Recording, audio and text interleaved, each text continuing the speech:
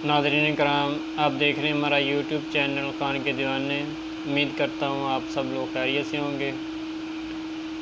Justice काजी फ़ाज़ ईसा एक बदनवान जज, इसकी हिस्ट्री ज़रा देखें और सुनें। इन दोनों मियाँ बीवी के काले करतूत कि कैसे इन लोगों ने पाकिस्तान से पैसा लंदन मुंतकिल किया और कैसे जज चीफ जस्टिस काजी फ़ाज़ ईसा ने इंसाफ और कानून की धज्जियाँ उड़ाईं और कैसे इंसाफ बेचा। ज़रा वीडियो देखें और हमारे चैनल को सब्सक्राइब कर लें। नाजरीन, पाकिस्तान में खातीन शादी के बाद अपने नाम के साथ अपने खावंद का नाम लगाती हैं, जबकि सुप्रीम कोर्ट के जज काजी फ़ाज़ ईसा की बीवी ने अपने नाम के साथ 3-4 अंग्रेज मर्दों के नाम लगाए हुए थे। सवाल ये था कि ये 3-4 मर्द सरीना ईसा के खावंद थे या इसके पीछे कोई और गहरी चाल थी। आज हम आपको समझाएंगे। एक बात समझ लीजिएगा कि पाकिस्तानी हुकूमत ने गैर मुल्की सरमायादारों की हौसला अफजाई के लिए ये उसूल बना रखा है कि अगर कोई गैर मुल्की पाकिस्तान में अकाउंट खुलवाता है तो उस पर टैक्स नहीं लिया जाएगा। ऐसे अकाउंट को अमूमन फॉरेन करेंसी अकाउंट कहा जाता है। ये कानून इसीलिए बनाया गया था कि गैर मुल्की सरमायाकार ज्यादा से ज्यादा बैंक अकाउंट पाकिस्तान में खुलवाएं, ताकि ज्यादा से ज्यादा गैर मुल्की दौलत पाकिस्तान में आ सके। अब कहानी कुछ इस तरह से हुई कि काजी फ़ाज़ ईसा की करप्शन की वजह से जब घर में बेतहाशा दौलत की रेलपेल होने लगी तो 2 किस्म के मसले काजी फैमिली को दरपेश हुए। पहला बड़ा मसला ये था कि इस दौलत को छुपाया किधर जाए, किस बैंक में रखवाया जाए।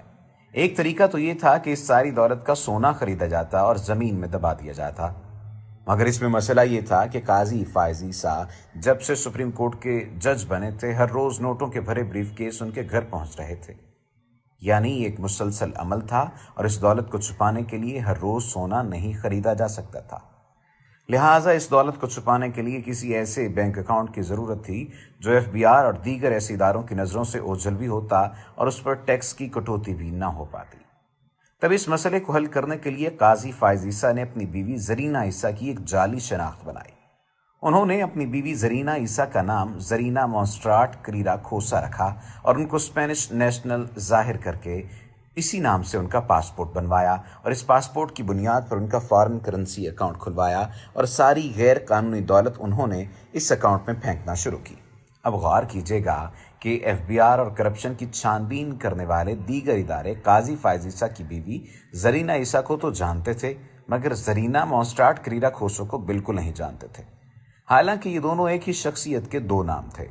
लिहाजा करप्शन से कमाई दौलत ज़रीना मॉन्स्ट्राट करीरा खोसो के अकाउंट में शिफ्ट होती रही, जबकि ज़रीना ईसा का अकाउंट बिल्कुल नॉर्मल और साफ सुथरा नजर आता रहा।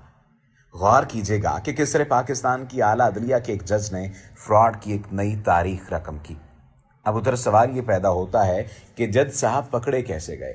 मौसूफ पकड़े कुछ इस तरह से गए कि उनकी अहलिया ज़रीना ईसा के नाम पर लंदन में 3 ऐसे फ्लैट खरीदे गए थे जो अपने असल नाम ज़रीना ईसा के नाम से खरीदे गए थे, लेकिन इन फ्लैट्स को कहीं भी डिक्लेयर नहीं किया गया था। जब FBI ने उन असासजात के बारे में छानबीन की और ज़रीना ईसा से पूछा गया कि फ्लैट्स किस इनकम से खरीदे गए, तो पता चला कि मोहतरमा के पास इन असासों का कोई सोर्स ऑफ इनकम ही मौजूद नहीं है। मजीद छानबीन की गई तो ज़रीना मॉन्स्ट्राट करीरा खोसो वाला मामला भी सामने आ गया। ऐसे हालात में जब काजी फ़ाज़ ईसा ने देखा कि वो फंसते चले जा रहे हैं, उन्होंने फौरन अपने साथी जजेस से मिलकर एक ऐसा मुतनाज़ा फैसला अपने हक में करवाया कि आज के बाद किसी भी जज या उसकी फैमिली से उसकी करप्शन या गैर कानूनी दौलत के बारे में सवाल नहीं किया जा सकेगा। ये इतना शर्मनाक फैसला था कि जिसकी नज़ीर शायद दुनिया की अदालती तारीख में कहीं ना मिल सके।